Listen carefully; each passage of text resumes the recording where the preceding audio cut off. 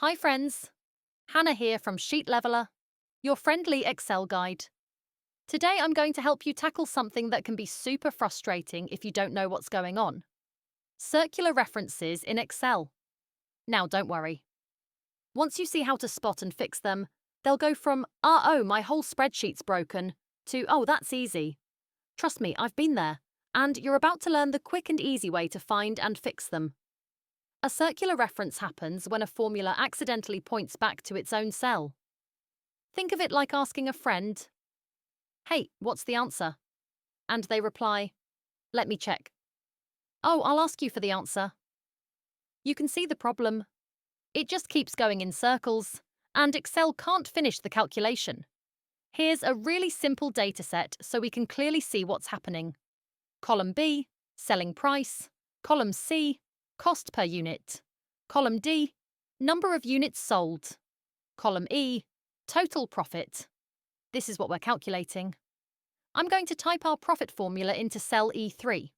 We start with equals, open brackets, B3 minus C3, close brackets, multiply by E3.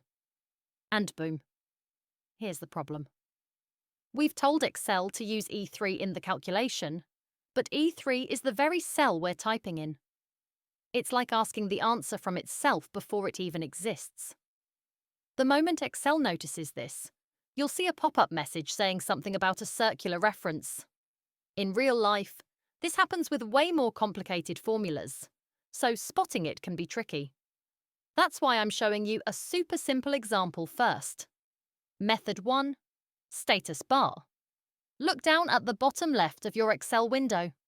If you see circular references there, Excel will even tell you the exact cell. In our case, E3. Method 2.